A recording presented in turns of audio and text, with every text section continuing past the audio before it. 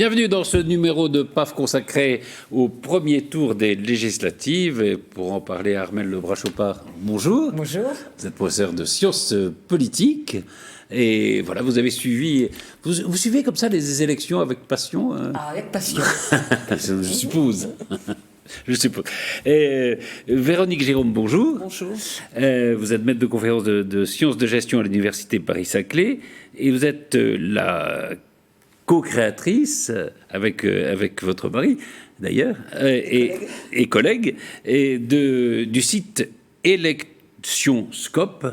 Et alors, le site Électionscope fait des prévisions sur les votes, mais qui n'ont rien à voir avec les sondages. Hein. C'est un modèle... Ce sont des modèles économétriques qui mêlent des explications économiques et politiques. Alors, je rappelle qu'en janvier dernier, vous aviez donné le résultat exact des élections présidentielles, à un moment où Zemmour était encore dans les sondages très hauts.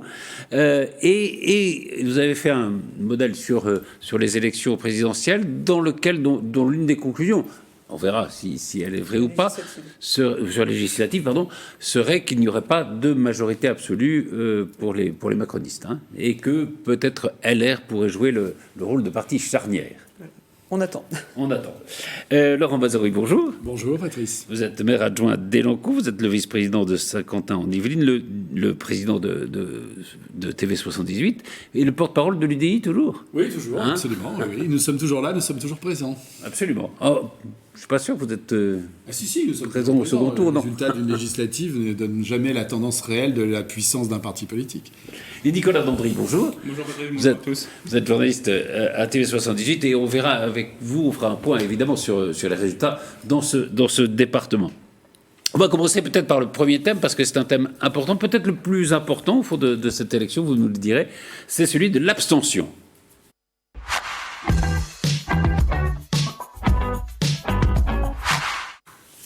Alors c'est vrai qu'il y a une abstention en hausse par rapport à 2017. Il y a, si on regarde par âge, dans les moins de 30 ans, je crois que c'est jusqu'à 70% d'abstention, c'est absolument énorme. Je voulais vous demander peut-être à Armelle, est-ce que c'est grave ? Oui, c'est grave. C'est grave. C'est un problème de démocratie. Il faut tout de même relativiser ce qui est effectivement une nouveauté, c'est-à-dire que jamais il y a eu autant d'abstention, mais seulement un point de plus qu'aux législatives de 2017. Et il faut noter que depuis 1993, l'abstention augmente régulièrement. Elle était d'environ 35% en 1993, et 2002 va véritablement être une charnière quand on va inverser le calendrier entre la présidentielle et les élections législatives, où les élections législatives ont désormais lieu après la présidentielle et donnent jusqu'ici une majorité absolue à tout au parti qui a gagné l'élection. Donc c'est la primauté, ça annonce la primauté de l'élection présidentielle sur toutes les autres élections, évidemment.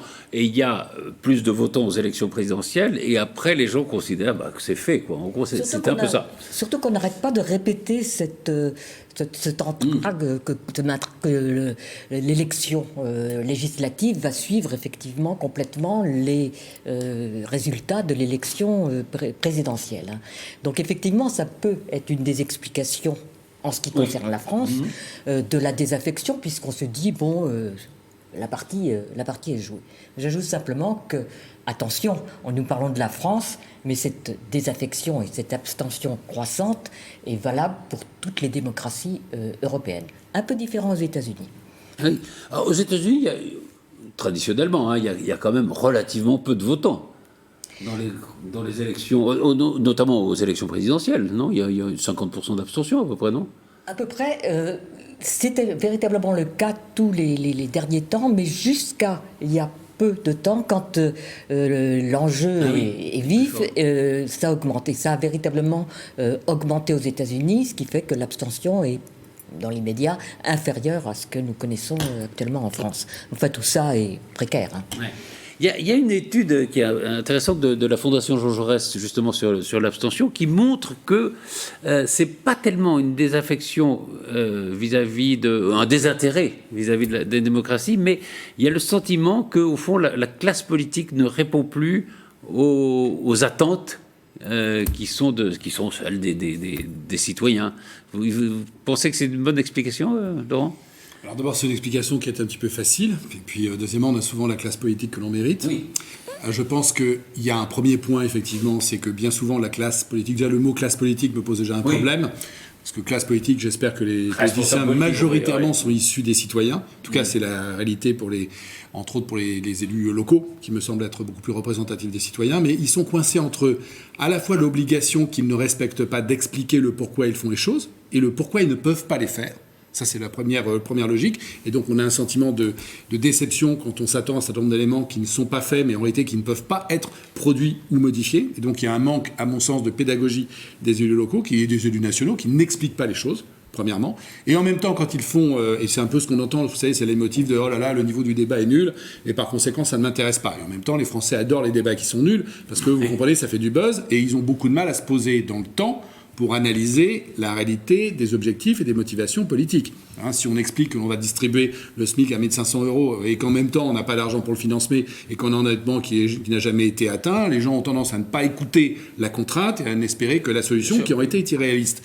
Et en plus, je rajouterais à ça l'obligation que l'on a de satisfaire des moyens de communication, que nous ne sommes pas, c'est-à-dire les moyens de communication digitaux qui aujourd'hui poussent avec un nombre de mots très très limité, une pensée qui est censée être complexe. Quand on pousse une pensée qui est simple et qu'on ne peut pas mettre en œuvre, évidemment, on génère de l'insatisfaction parce qu'on ne voit jamais la traduction dans les actes politiques des grands projets simples que l'on présente. Je reprenais le SMIC à 1 500 €, mais c'était valable, on va stopper l'immigration. Ah oui, comment on ne sait pas. On va dire non à l'Europe. Ah oui, mais on oublie qu'on ne peut pas le faire parce qu'on a des traités. C'est pas grave, on respectera pas les traités, mais en fait, on ne peut pas le faire. On peut dire n'importe quoi dans une campagne. On peut dire n'importe quoi parce qu'on le dit vite et parce qu'en même temps, on a déjà eu ce débat ensemble, on est un peu des citoyens schizophrènes puisqu'on attend qu'on nous explique, mais en même temps, on ne veut pas entendre d'explications, on veut entendre que des solutions simples. Donc, et plus on parle fort, plus on se fait entendre généralement, et plus on parle simple. On ne pas voter en disant, et après, je ne veux pas être trop long, mais j'entends ça, moi qui tiens des bureaux de vote depuis des années, quand quelqu'un vient me dire qu'il y a 12 candidats et c'est la même chose présidentielle, je ne vote pas. Pourquoi vous ne votez pas ? Parce que mes idées ne sont pas représentées. Ah bon ? Et vous avez même un canard sur les affiches. L'offre politique, on ne peut pas dire qu'elle n'est pas là. Il y a le parti animaliste, il y a référence à Saturnin.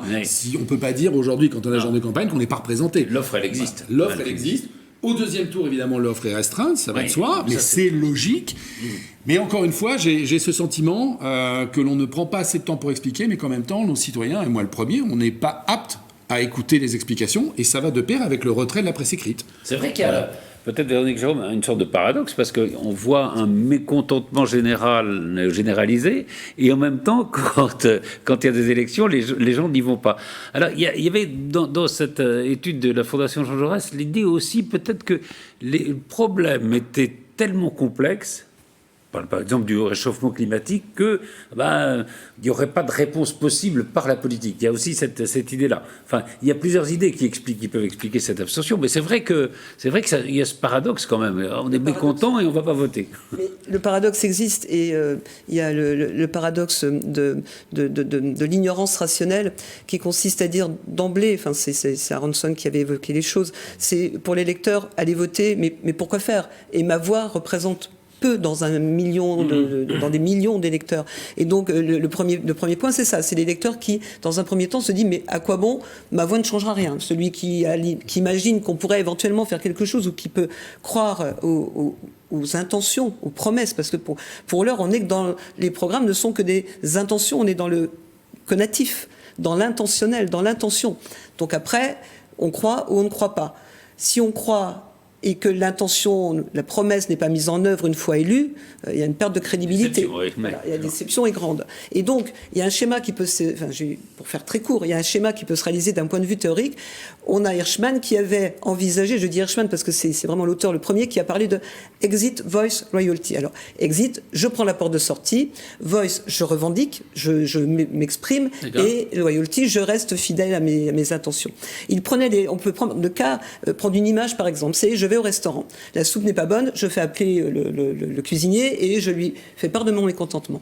La soupe n'est pas bonne, je ne dis rien, je pars. Et je ne reviendrai plus. Je ne suis plus fidèle, c'est terminé, ils ne me reverront plus. La soupe n'est pas bonne. Donc exit, voice, loyalty, je reste, exit, je pars. Et la revendication, c'est je fais savoir. Et l'autre possibilité, c'est je suis fidèle, je ne fais pas venir le cuisinier, je ne lui dis rien, j'imagine qu'aujourd'hui il n'était pas dans son... Il n'était pas en forme, il n'était pas en forme, ça sera meilleur demain. Ça ira mieux demain, donc je reste fidèle. Ouais. Fidélité, non-fidélité, ou je sors. Et là, on va avoir la même chose sur les élections. On peut avoir la même chose. C'est qu'on peut avoir... Et je trouve aussi un point supplémentaire, c'est les unions qui ont été faites. Alors la stratégie de Mélenchon, elle est formidable, elle a marché formidablement. D'ailleurs, on pourrait se poser la question, si d'autres en avaient fait autant, aurait-il pu avoir la même réussite? Et peut-être que la droite aurait pu s'en inspirer. Mais pourquoi la droite ne s'en inspire pas? Peut-être parce que la droite a réfléchi un peu plus. Ce que je veux dire, l'union incite tous les membres de l'union à faire des compromis. Certains diraient des compromissions. À partir du moment où je suis dans l'union, je perds un peu ce qui faisait ma colonne vertébrale. Et c'est en ça que la droite a, j'essaie de dire les choses de façon objective et non pas partisane, mais la droite a pris l'argument de dire on est sur le terrain. Mais moi je dirais plus encore, ils ont pris l'argument de conviction auquel ils ne voulaient pas déroger. Là, on a des partis qui font l'union, qui vont avoir des sièges, qui font du buzz, mais après... Que vont-ils faire de cette union? C'est toute union, quand elle est faite d'éléments hétérogènes, peut amener, et c'est mon dernier point pour faire finalement une épanadiplose, c'est la fidélité à l'union peut amener des deux côtés du point de vue de l'offre et de la demande. C'est-à-dire que les partenaires de l'Union vont être fidèles le temps d'avoir les voix des électeurs. Ils vont respecter l'Union. Le PS qui est dans LFI, pour être clair, pour parler de la NUPES ou de la NUPS, je ne sais pas comment on prononce, mais le PS qui est dans la NUPS pour l'instant, il est dans la NUPS. Ouais. Mais l'idée, c'est quand même d'avoir un groupe pour en sortir le plus vite possible. Donc c'est pas vraiment de l'Union. Et chacun va essayer de sortir. Et pour l'électeur, c'est la même chose. L'électeur va être piégé. Il va simplement se dire, est-ce que je veux voter... Mon candidat PS n'est plus là, on me dit mon candidat PS c'est un UPS maintenant. Mon candidat PS c'est un LFI. Mon candidat écolo est un UPS. C'est un peu ce qui peut amener les électeurs à avoir finalement laissé tomber les élections. Faisait tellement beau dimanche que certains se sont dit ils feront sans moi. Oui, c'est ça. Nicolas ? Par rapport à l'abstention, il y a un autre paradoxe aussi, peut-être qu'on peut évoquer, c'est la volonté des Français de participer un peu plus dans la vie politique et finalement de ne pas passer par une démocratie représentative, mais une démocratie directe ou participative. Et on le voit notamment, c'était l'une des revendications des Gilets jaunes. Parmi les nombreuses revendications, c'était la volonté de participer un peu plus dans la vie politique. Et puis certains hommes politiques aussi et femmes politiques avancent l'idée que entre les 5 années, entre les élections présidentielles et les élections législatives, certes, il y a des élections locales, mais il y a aussi une démocratie qu'il faudrait faire vivre avec des rendez-vous participatifs. Et là, je réévoque ce que j'avais déjà évoqué dans le PAF, mais tout ce qui est budget participatif au niveau local, peut-être un peu plus de pouvoir pour le CESE aussi, où on sait qu'il pourrait y avoir des citoyens qui pourraient siéger il y a dans cette... le Conseil national de la refondation dont a parlé Emmanuel Macron, qui est en fait d'effet une sorte de réponse à ça. Alors on voit que, notamment le président de la République, prend en compte cette volonté de participation à la vie démocratique de la part de la population. Mais il y a un paradoxe quand même, parce qu'on leur donne la possibilité de s'exprimer dans les urnes aux Français, et ils ne la saisissent pas, parce que peut-être qu'ils veulent autre chose, et ça passerait peut-être par cette démocratie participative qui a été théorisée par je ne sais plus quel politiste. Si, c'est pas... Oui, il y en a pas mal, oui, exactement. Pas homme politique, mais des chercheurs. On ne se souvient pas, c'est mauvais signe quant à l'efficacité du système. Alors, c'est pas des hommes politiques, je parlais d'un chercheur politique. Non, c'est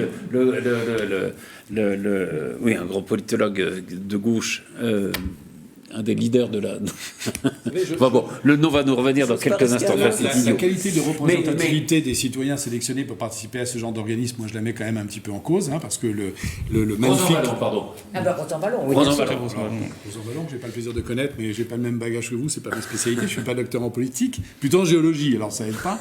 Mais ce que je voulais dire, c'est que... Ça pourrait devenir utile. Oui, pour creuser.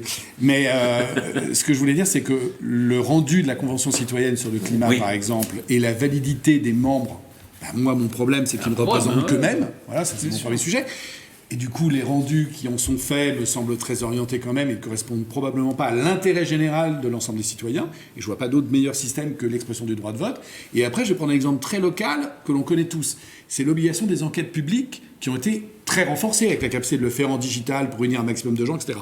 Quand vous faites un quartier dans lequel vous avez 6000 habitants, que vous devez réformer et que vous êtes contrainte à cette enquête-là.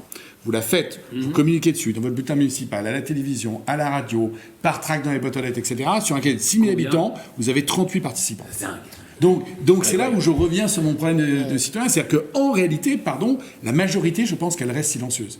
Armel Labrachopard. Pardon, excusez-moi. Il y a quand même quelque chose d'assez paradoxal aussi, que Macron, qui n'a pas fait énormément d'annonces et qui ne s'est pas lancé dans la campagne, il nous parle avant les législatives d'un autre mode, finalement concurrentiel, avec tous les défauts que vous avez signalés.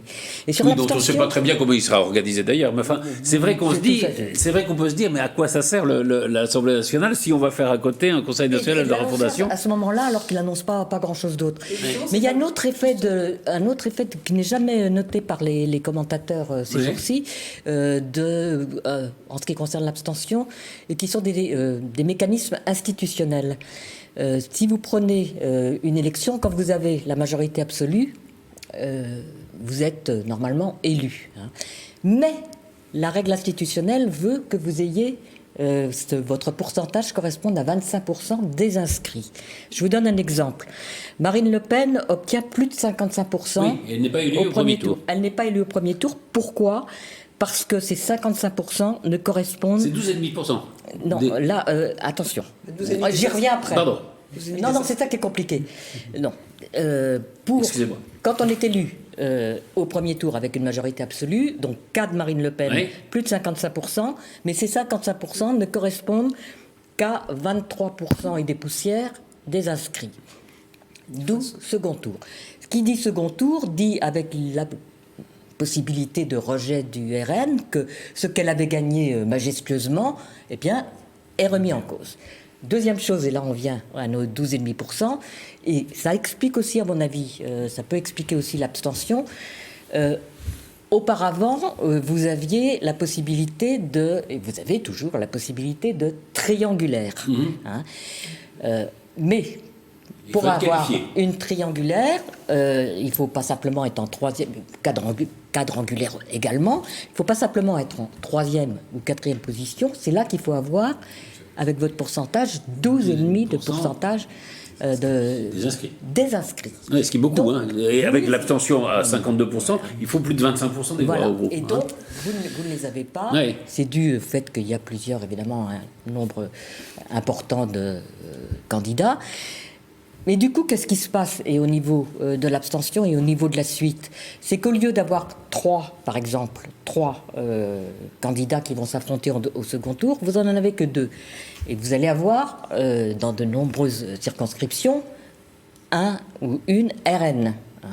Et donc, pour l'électeur devra choisir entre RN ou NUPS ou LREM, ensemble, enfin les macronistes. Et donc, ce problème cornélien n'aurait pas eu lieu s'il y avait eu une triangulaire. Par exemple, si vous aviez eu LR ou UDI, vous aviez NUPS et RN, c'est pas compliqué, je vote LR. Et vous n'auriez pas eu tous ces débats qui ont eu lieu ces jours-ci, et ce cafouillage dans la majorité présidentielle pour dire tout sauf, pas tout justement, aucune voix pour le Rassemblement national, mais si on est républicain, on peut voter quand même pour quelqu'un de la NUPS, pourvu qu'il ne soit pas... c'est pas très clair la position d'ailleurs. Ça dépend des gens. Simplement, ce que je veux dire, c'est que les règles institutionnelles... c'est vrai qu'elles favorisent le fait qu'il n'y ait que des duels. Et le clivage gauche-droite qui est revenu en force. Et voilà donc un système dans lequel l'abstentionniste pèse plus que le vote blanc. Absolument. Il a plus d'impact sur s'abstenant que celui qui fait l'effort de venir dire « je vote blanc parce qu'aucun candidat ne me correspond ». C'est une aberration. Vous voulez rajouter quelque chose Oui, en même temps, en fait, 2 mots. Il fut un temps où les triangulaires, elles venaient du pouvoir de nuisance du FN à l'époque. Et donc la droite a beaucoup pâti aussi de triangulaires où finalement la droite était, vous voyez ses voix splittées. Oui, la droite perdait beaucoup de circonscriptions à cause des triangulaires. C'est pour ça que la loi a été modifiée d'ailleurs. Je pense qu'il y a un lien. Maintenant, on revient sur beaucoup de choses qui ont été établies parce qu'il y a des intentions derrière et qu'on peut imaginer. Et puis, le deuxième point, va y avoir beaucoup de duels, effectivement. Après, que peut-on penser des consignes de vote? Parce que finalement, chacun y va de sa consigne de vote, mais il arrive un moment où on va finir par boucler. Parce que la stratégie qui a été utilisée, notamment par le parti de la majorité présidentielle, qui a consisté à dire à l'élection présidentielle, tout sauf Marine Le Pen, un vote contre Marine Le Pen, à instrumentaliser Jean-Luc Mélenchon. Parce que finalement, quand même, au deuxième tour, il y a 41% des électeurs de Jean-Luc Mélenchon qui ont voté pour Emmanuel Macron. Et à dire même, on partage certaines valeurs avec les mélenchonistes. Voilà. Emmanuel Macron en use, utilise, instrumentalise Jean-Luc Mélenchon avant les législatives en disant et en faisant ce ministère de la planification écologique, si je qui était dans le programme de voilà, qui Mélenchon, sont repris voilà, qui sont, mais c'est un peu de la triangulation. D'ailleurs, la triangulation, elle est faite par tout le monde. Hein. Et aujourd'hui, donc, le diable, c'est Jean-Luc Mélenchon. Donc ça devient compliqué. Les consignes de vote vont être très compliquées. Les lecteurs. Le diable, c'est toujours l'adversaire principal. Voilà, je dirais pour terminer, peut-être que, pour terminer ce point, en tout cas, c'est les lecteurs qui décident. Ouais, c'est les lecteurs qui est le juge de paix, c'est les lecteurs qui décident. Et parfois, on pourrait. Peut-être même que les consignes de vote vont s'user. À force d'entendre les consignes, soit l'électeur va dire « je fais ce que je veux » et je vais être encore plus incité à voter contre ce qu'on me demande, ou alors il va rester à la maison. Et là, on retrouve l'abstention. Et cela dit, quand souvent des responsables politiques disent « on n'est pas propriétaire des votes », ils ont raison de le faire, même s'ils le font souvent par calcul politique, si on entend cette phrase. Juste un mot avant de... sur les Yvelines, l'abstention dans les Yvelines, quand même. Juste un mot sur Armel, sur la... Au fond, on a l'impression comme ça que la démocratie est un système qui existe de tout temps et qui existera toujours. Au fond, ça montre quand même cette abstention que c'est un régime qui est fragile. Ça a toujours été un régime fragile et la démocratie est elle-même évolutive. Hein. Si on part depuis la démocratie grecque où les femmes étaient exclues, les esclaves également. Il y avait des esclaves, heureusement, pour faire marcher. Il fallait qu'ils travaillent, hein, parce que le citoyen était censé ne pas... Était celui qui ne travaillait pas. Qu'on arrive jusqu'à aujourd'hui où non seulement les femmes votent depuis 1944, ce qui est très récent, mais où il y a un droit de vote aussi pour les étrangers s'ils sont européens ou municipal. Donc on voit que la démocratie sur le plan du vote s'est véritablement étendue. Mais simplement, on revient à la question de tout à l'heure, il y a d'autres formes de démocratie. La démocratie participative, qui pourrait être un lien qui ne devrait pas être en concurrence avec les législatives. Parce qu'aux législatives, on parle de l'intérêt général, c'est-à-dire de toutes les questions, pas simplement du climat ou de je ne sais quelle autre question. Mais il y a une troisième possibilité, quand la démocratie véritablement ne fonctionne pas bien, c'est la rue. Hein. Et c'est la rue. C'est la rue. Et on voit bien qu'il y a des crises depuis comme les Gilets jaunes, etc., qui déplacent la solution politique vers la rue plutôt que vers les assemblées ou vers la délibération. Il y a quand même donc ça. Voilà, c'est vrai que c'est un problème. Il y a une tentation, y compris dans les analyses, de dire, mais finalement, un régime autoritaire, alors ne parlons pas de Poutine, mais un régime autoritaire, au moins, c'est tranché, les questions, c'est que c'est comme ça et c'est pas autrement. Et il y a une tentation, malgré tout, de régime. Mais il y a des sondages qui étaient très inquiétants là-dessus, hein, qui montraient qu'il y avait une appétence d'un grand nombre de Français pour un régime autoritaire. Et si on prend les jeunes dans les sondages, on voit que l'attachement à la démocratie, il devient minoritaire. Donc ça pose des problèmes. Peut-être un mot, sur les... Un mot, sur les Yvelines, pour dire que le département des Yvelines, finalement, est meilleur élève que la moyenne nationale. On a une abstention qui est en dessous des 50%.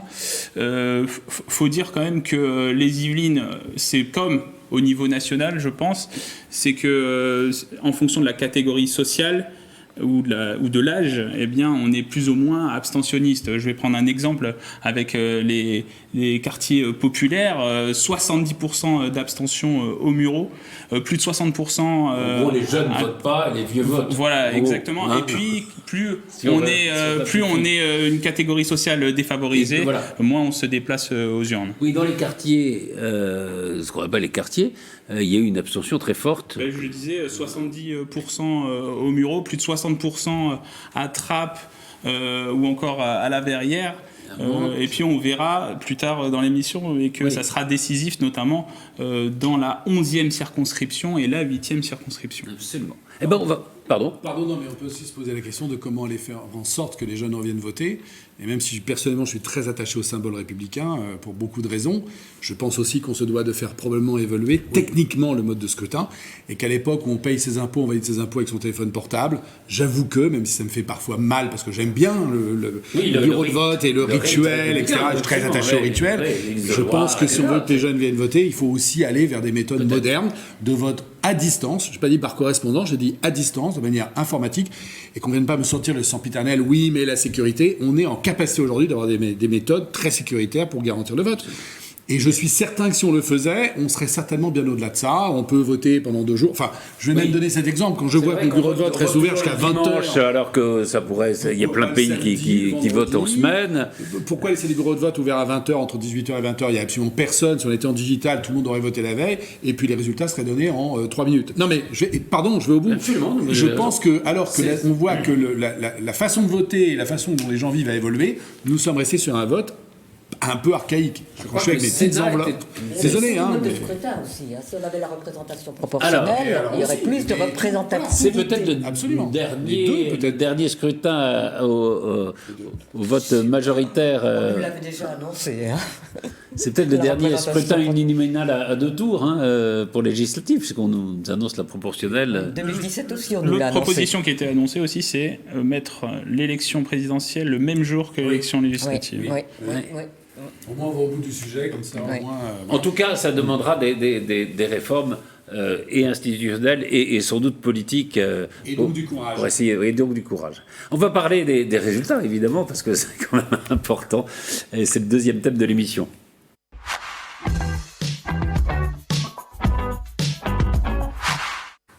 Alors, vous le disiez, il y aura beaucoup de duels, ce deuxième tour. Au fond, si on regarde en gros, il y a en effet un bon comportement de la gauche, de la NUPS, même si quand on regarde, si on regarde par rapport à 2017, si on ajoute les voix du PC, du PS, de LFI et des écolos, ils faisaient plus en 2017 qu'aujourd'hui. Parce que, au fond, on dit, ouais, voilà, c'est un beau comportement, c'est vrai, mais enfin, ils sont à 25-26%, c'est quand même pas énorme. Non, mais les macronistes perdent 6 ou 7 points par rapport à 2017. Voilà, 6 ou 7 points par rapport à 2017. Oui, cette question d'avoir un bloc qui va être la NUPS, c'est très important, à tel point que c'est cette idée que serait comptabilisé au résultat les partis et pas la NUPS, évidemment, on serait revenu à la situation de 2017. Donc là, vous voyez, il y a aussi encore un élément institutionnel. Mais le fait qu'il y ait ce bloc a créé une dynamique, sans compter que Mélenchon a été pratiquement le seul à faire véritablement campagne. Marine Le Pen était fatiguée, on la comprend, mais enfin, c'était peut-être pas le moment d'aller se reposer. Les macronistes sont restés silencieux en se disant pas de vague, de toute façon ça va nous arriver, ça va nous tomber du ciel. Bon, ce qui est marché comme ça. Ce qui est une forme d'arrogance aussi. Oui. Hein. Et donc, on se trouve maintenant avec, je crois, 376 NUPS au second tour. Donc, oui, la plupart des duels seront NUPS. Voilà, il y aura 60 NUPS et plus, et dont 60 NUPS Rassemblement National. Oui, et il y a le Rassemblement National.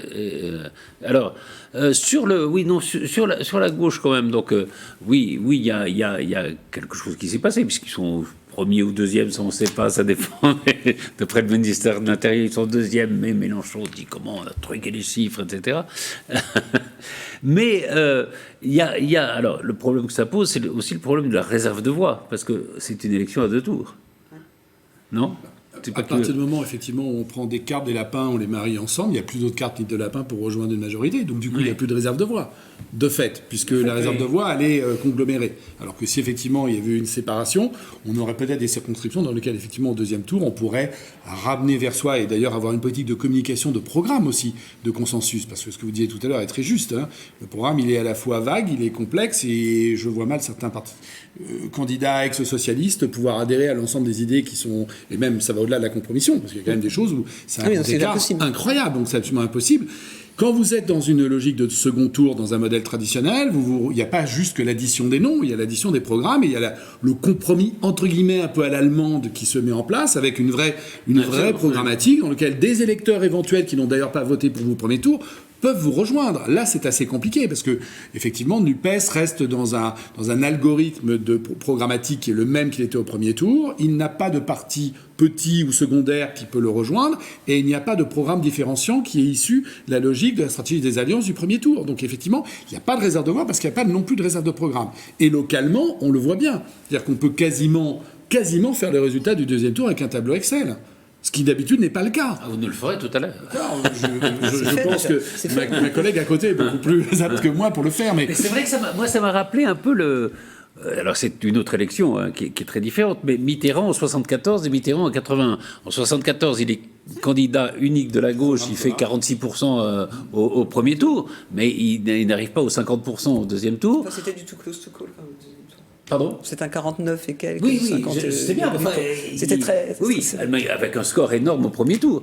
Mais il n'avait pas tellement de réserve de voix, puisqu'il était candidat unique de la gauche. Et en 80, il fait beaucoup moins au premier tour, mais il est élu assez largement au deuxième, parce qu'il y avait en effet des renforts possibles entre les deux tours. C'est vrai que ça pose un problème, ça, celui de la réserve de voix. Simplement raisonner en termes de réserve de voix. Il faut aussi raisonner en termes de celui qu'on ne veut pas Absolument. Alors, il y a aussi, Donc, en ce qui concerne la gauche, si vous trouvez en face d'un duel où il y a un rassemblement national, on va peut-être quand même voter le candidat celui qui est contre. Adverse, oui. Et puis il y a un deuxième élément sur les réserves de voix, donc ça joue aussi pour le Rassemblement national quand il y a un duel avec les macronistes. On ne veut vraiment pas de Macron, on vote à gauche. Donc on a encore des surprises qui peuvent intervenir. Possible. Ouais. D'ailleurs, vous avez raison, parce que quand les sondages montrent, quand on leur demande aux Français est-ce que vous voulez donner une majorité législative à Emmanuel Macron, ils répondent non à un assez fort pourcentage. Hein. Donc il y aura probablement dans ce deuxième tour un certain nombre d'électeurs qui voudront voter contre la majorité absolue aux macronistes. Il y a l'idée d'un rééquilibrage, l'idée que... on n'est pas d'accord avec aucun des deux du duel, mais on va voter celui qui est contre Macron parce qu'il faut rééquilibrer, redonner au Parlement un certain rôle de contre-pouvoir. Ça peut être schizophrène, parce que c'est un peu, si c'est la balance des pouvoirs à l'américaine, on pourrait se dire effectivement, on va avoir des institutions avec des couleurs indépendantes, enfin des couleurs opposées, mais là le problème, c'est que finalement, quand on s'interroge sur ce qui va se passer sur les réserves de voix, on peut avoir je suis désolée, je suis en plein passage à vide. Je n'ai pas assez dormi. Mais je voulais dire plusieurs choses. Le vote utile, voilà, c'est ça que je cherchais. La question du vote utile. Le vote utile, c'est un argument qui marche, qui essaie de finalement... qui a été utilisé, je dirais, usé aujourd'hui. Et je me pose la question de savoir, parce que j'essaie de me mettre du côté de l'électeur. Est-ce qu'il a encore envie de voter utile quand il s'aperçoit que finalement son vote utile est dévoyé, que je reviens à cette idée de programme. On lui dit, bon ben voilà, c'est tout sauf, c'était même aussi bien du tout sauf Sarkozy que du tout sauf Le Pen, ça va être du tout sauf Mélenchon. Donc là, l'électeur, il ne voit pas plus loin que le bout de son nez. Désolé, mais l'électeur est dans ce qu'on appelle une forme de myopie. Donc l'électeur est court-termiste, il voit à court terme. Il se dit, oui, effectivement. Et puis on voit déjà, je crois qu'il y a un pourcentage pratiquement au-dessus de la moyenne qui commence à dire, on est insatisfait de Macron version 2, deuxième mandat, alors qu'il n'arrive rien fait. Ce n'est pas commencé, il a juste fait quelques promesses. Et donc, l'électeur qui est dans cette logique se dit, bah oui, allons-y, votons utile, on va essayer de tout sauf.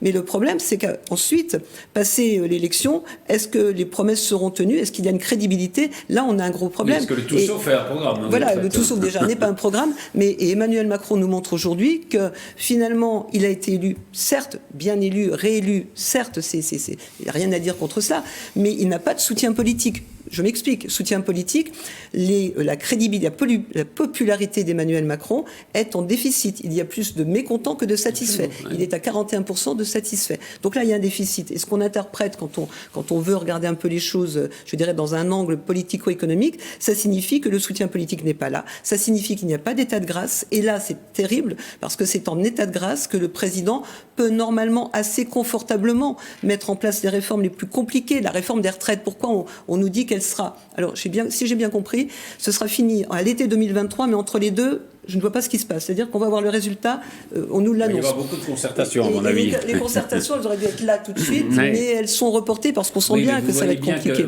Sans soutien politique. Vous ne pouvez pas aller aux législatives en disant on va faire la réforme de retraite à 65 ans, alors qu'il y en a un autre qui vous dit bon non, à 60 ans ça va très bien. Donc oui, c'est vrai que c'est compliqué. Avec l'électeur. Parce que si vraiment on fait la réforme des retraites à 65 ans, si on dit à l'électeur on l'a fait, il vote pour, il ne sera pas étonné, il n'ira pas dans la rue quand on lui annoncera la réforme des retraites à 65 ans. Ça promet des lendemains compliqués. Si on lui dit peut-être, peut-être pas, l'électeur ne va pas comprendre, et là c'est le troisième tour social garanti. Enfin moi c'est une des craintes que j'ai sur cet aspect.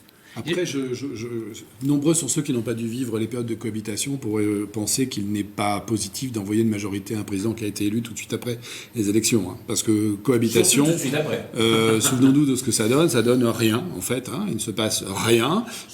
Si, il ne se passe rien de mesurette. C'est beaucoup de choses. Oui, parce qu'il y avait une embellie économique, effectivement. Ça a duré 5 ans, quand même, en plus. Elle a duré 5 ans. Il perd, et au final, il perd. Elle a duré 5 ans, la cohabitation aussi. Donc, c'était une cohabitation longue, oui.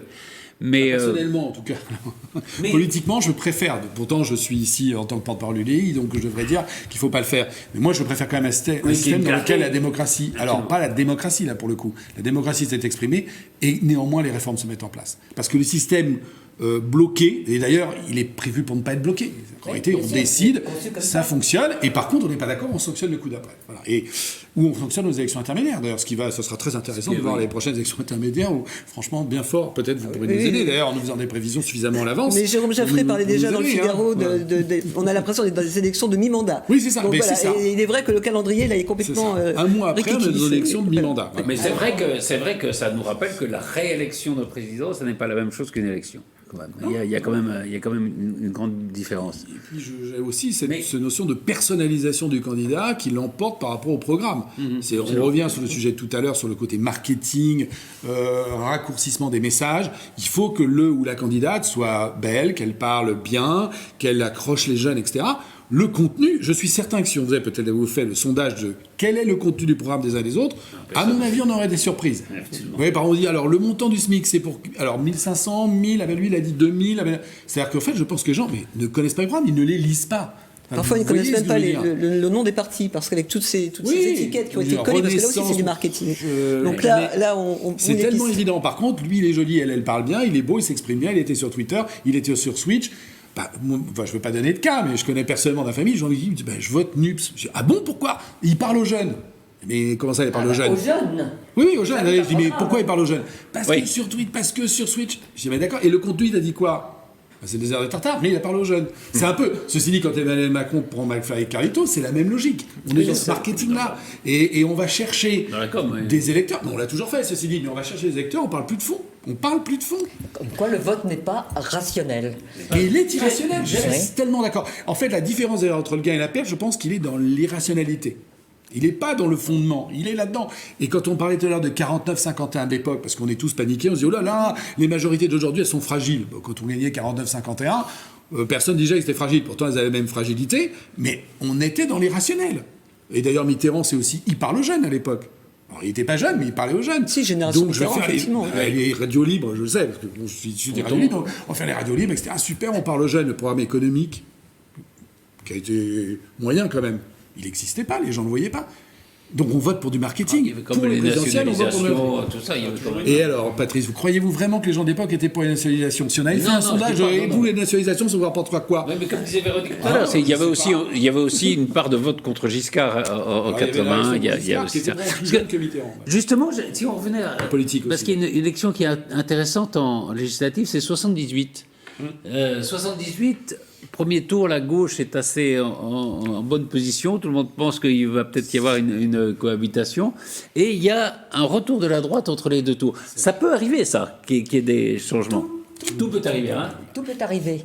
Et d'autant qu'il n'y a pas simplement l'apparence Oui, c'est du candidat, mais comme on joue davantage sur le sentiment, finalement, c'est ça, que sur la raison, il y a aussi l'importance du récit. Mélenchon, il fait rêver. La retraite à 60 ans, 1 500 €, il fait rêver.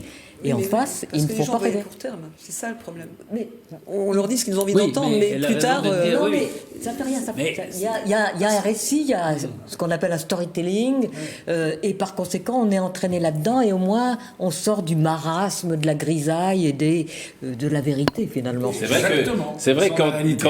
quand Elisabeth Borne dit le soir de sa nomination, je voudrais dire aux petites filles, allez au bout de vos rêves. Je suis pas sûr que le rêve des petites filles, c'est de mettre la retraite à 65 ans. Donc, Non, mais en même temps, même si Madame la Première ministre est quelqu'un d'extraordinaire, Oui, est-ce que vous pensez qu'elle nous fait rêver, en fait?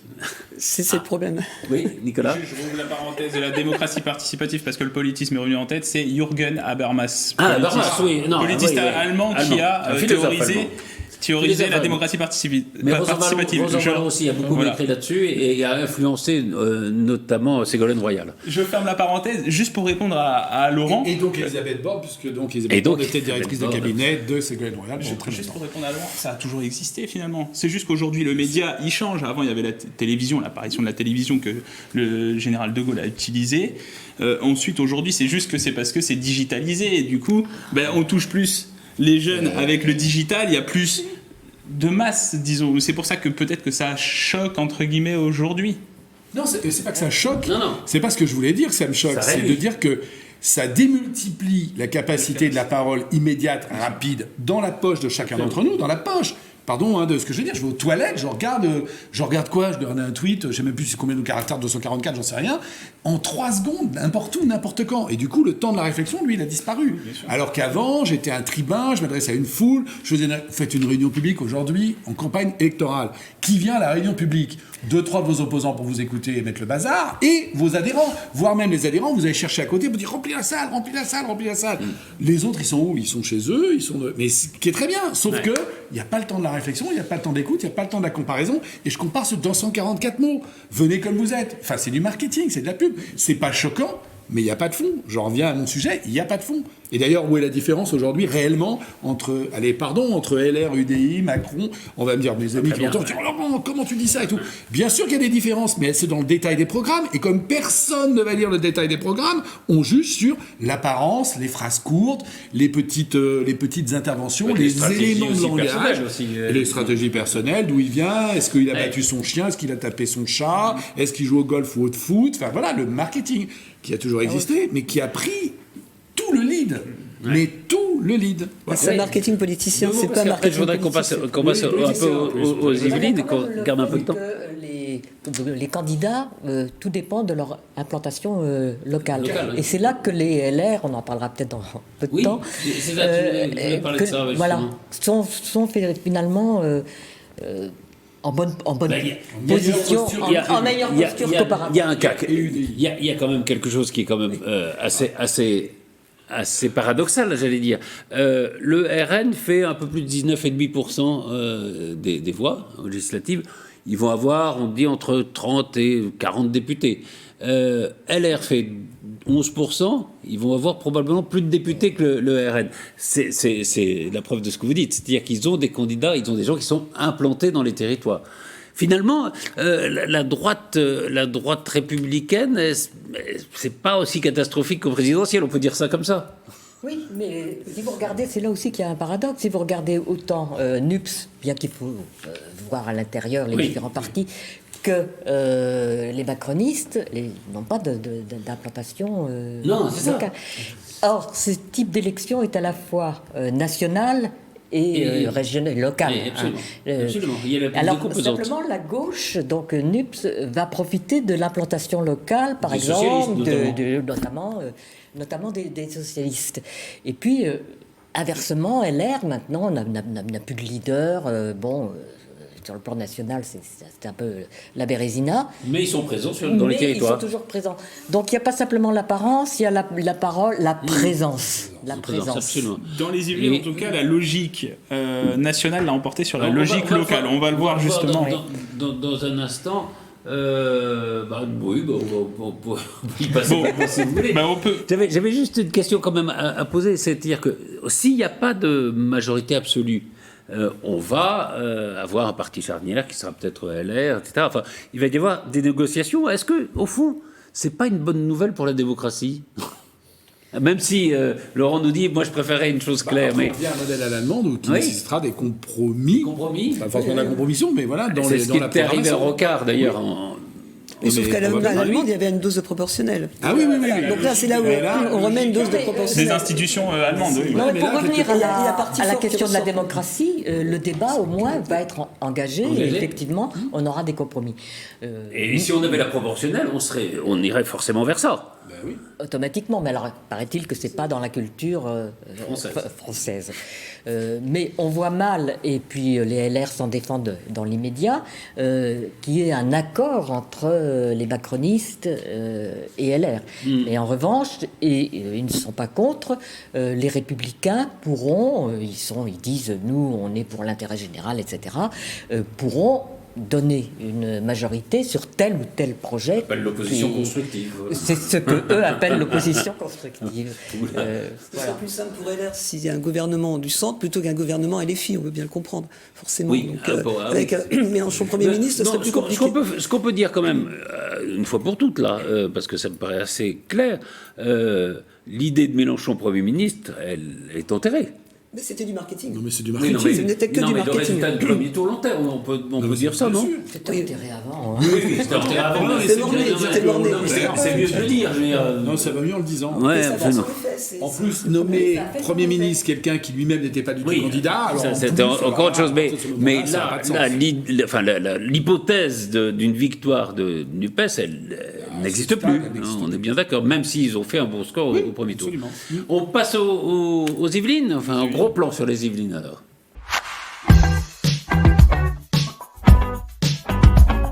On va peut-être regarder d'ailleurs les tableaux des résultats dans chaque circonscription. Voilà, ça c'est le premier. Alors donc ça c'est la première circonscription, on voit que Charles Rodwell arrive en tête avec 33% des suffrages. La première circonscription c'est Versailles, Montigny et Guyancourt. Voilà, on voit que la majorité présidentielle arrive largement devant. Le candidat de la NUPES, Sébastien Ramage. Absolument. Concernant la deuxième circonscription, eh bien c'est Jean-Noël Barrot, Ensemble, étiqueté Modem, qui arrive en tête.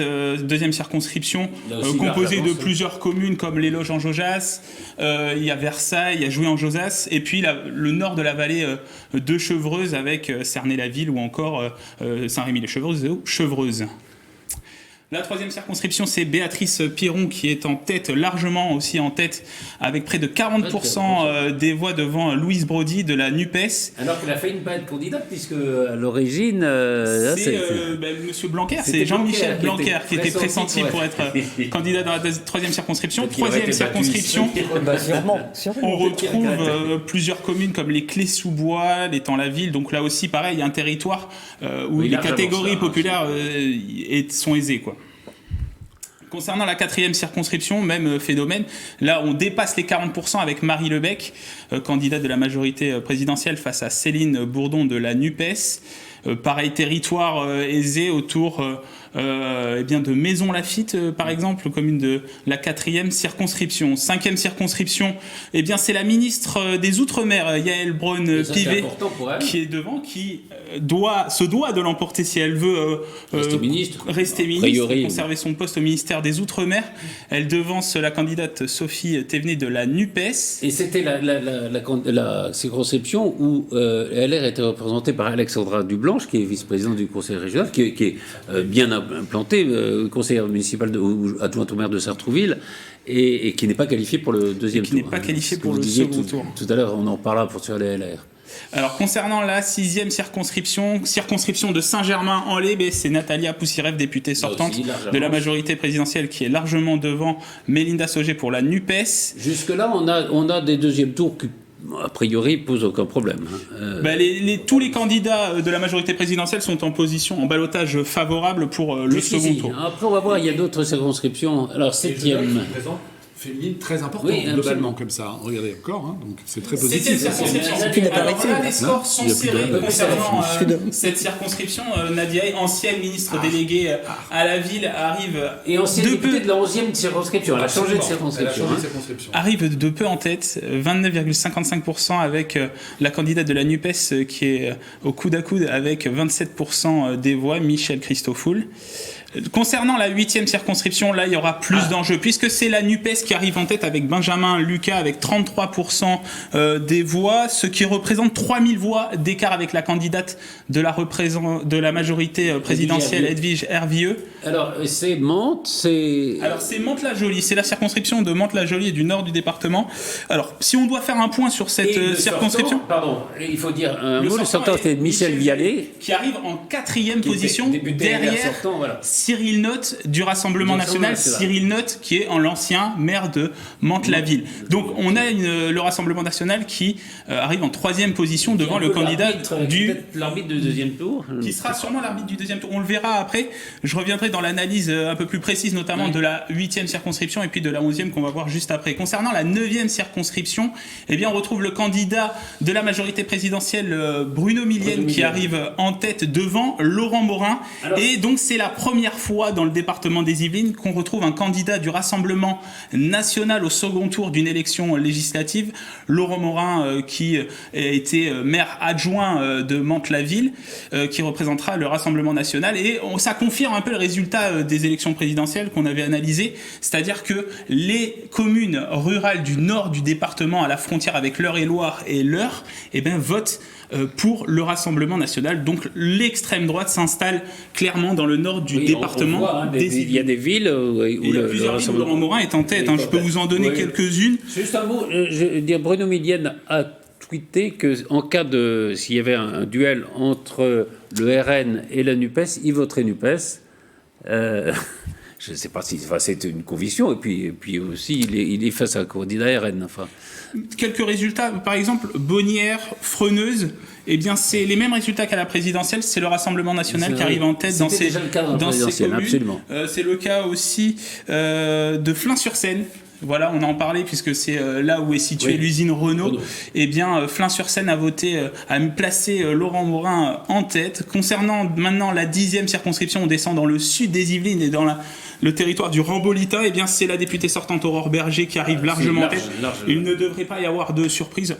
On verra au second tour face au candidat de la NUPES, Cédric Briolet. La 11e circonscription, 7 communes autour de Trappes, de La Verrière, d'Elancourt. Là aussi, député sortant LR. De Saint-Cyr, de Fontenay-le-Fleury, voilà, deux têtes. Ménilsaint-Denis, c'était Philippe Benassaïa, LR, qui était le député sortant. Philippe Benassaïa, député sortant des Républicains, qui n'est pas qualifié. Et c'est William Martinet de la NUPES qui arrive en tête devant la candidate Aurélie Piacenza de la majorité présidentielle. Pareil, on reviendra dans les détails, mais il y a 2000 voix d'écart entre les deux candidats. Donc là aussi, le second tour risque d'être serré. Il y a match, comme on a dit hier dans l'émission, pour revenir sur les résultats des élections législatives. Et enfin, la 12e circonscription, c'est le territoire entre Plaisir et Poissy. C'est Karl Olive qui arrive en tête, représentant la majorité présidentielle, devant Edwin Legris de la NUPES. Ce qui suppose un changement s'il gagne de maire à la mairie de Poissy, ce qui est loin d'être anecdotique. Ouais. Mais bon, oui, parce qu'il n'y a pas de cumul des mandats possible entre maire et député.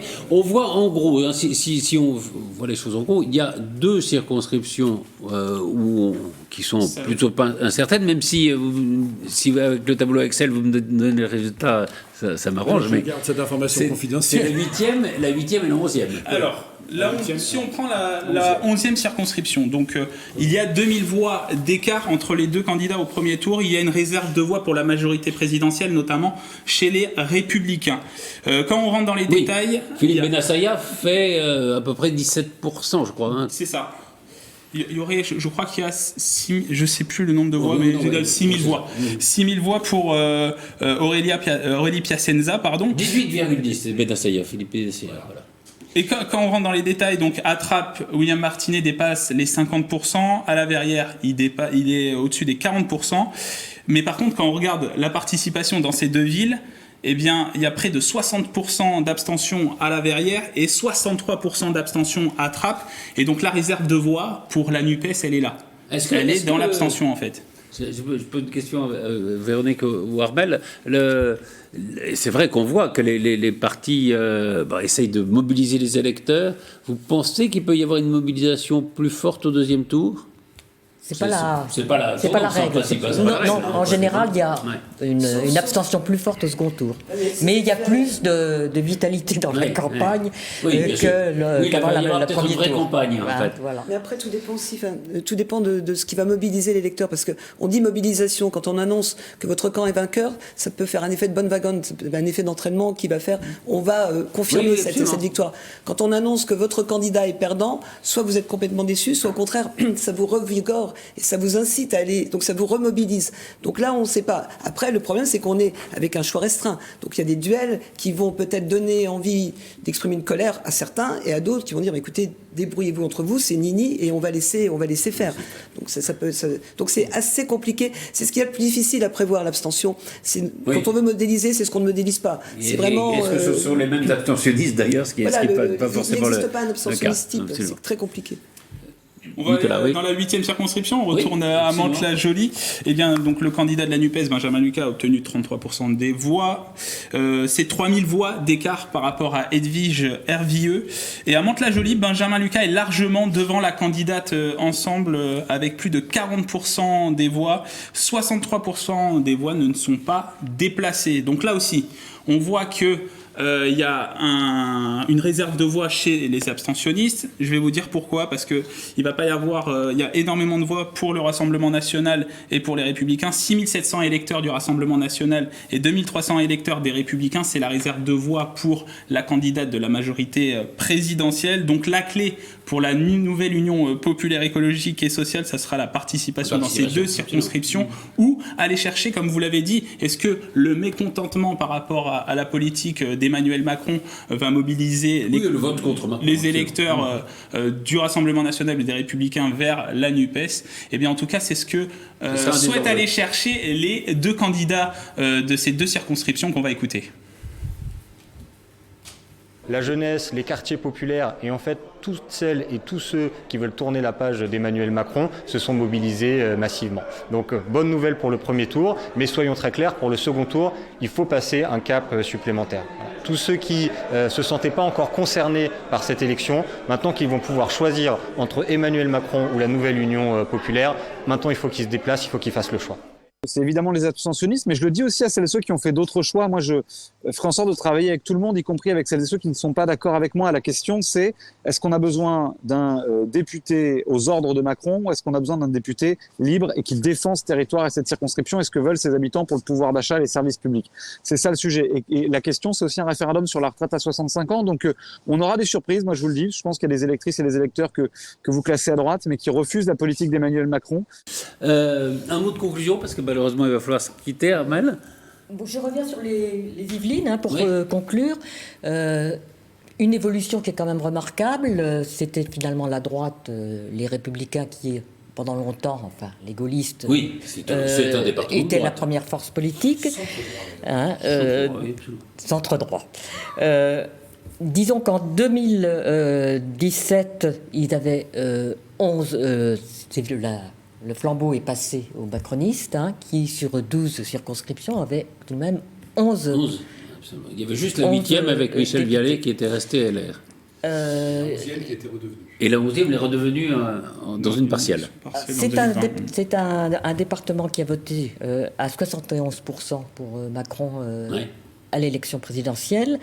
Donc on arrive avec, comme vous l'avez bien décrit, donc 2 circonscriptions qui pourraient éventuellement passer à l'ANUPS, ou du moins les 2 candidats de l'ANUPS sont en tête au premier tour. Sont en tête au premier tour, mais finalement,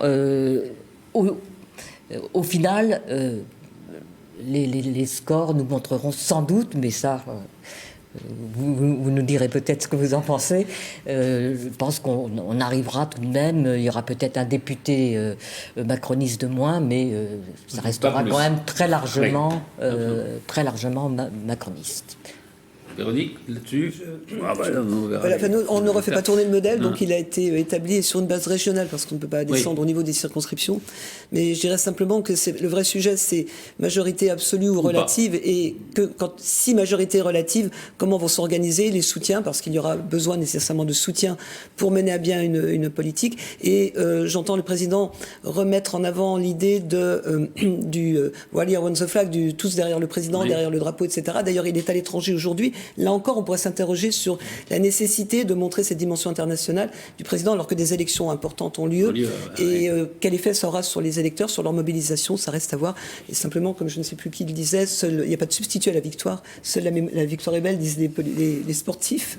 Et peut-être qu'on peut rajouter qu'il y a aussi peut-être une redistribution à l'intérieur de la majorité, c'est-à-dire que le MoDem et Horizon d'Édouard Philippe vont prendre aussi une part sans doute plus importante que n'avaient les alliés de LREM dans le premier quinquennat. Un mot Oui, en conclusion, je voulais m'adresser aux abstentionnistes pour leur demander d'aller voter dimanche. Certes, c'est la fête des pères, mais c'est le moment d'aller voter. Votez pour qui vous voulez, mais votez. Évidemment, votez plutôt pour nos candidats. Mais en tout cas, déplacez-vous, faites-vous entendre et ne laissez pas les réseaux sociaux prendre la main sur la démocratie. Et la vraie démocratie participative se trouve dans les urnes. Merci beaucoup, merci à tous les quatre. Nicolas, on se retrouve très vite pour les débats justement dans les circonscriptions. Dès demain, et puis le second tour à suivre et le second tour dans les circonscriptions des Yvelines. Absolument. Merci beaucoup Armelle Lebras-Chopard, merci beaucoup Véronique Jérôme, merci beaucoup Laurent Mazori et Nicolas. Et puis peut-être qu'on se retrouve, si vous êtes d'accord, on pourra se retrouver mardi prochain pour le commentaire du deuxième tour. Merci à tous. Oui.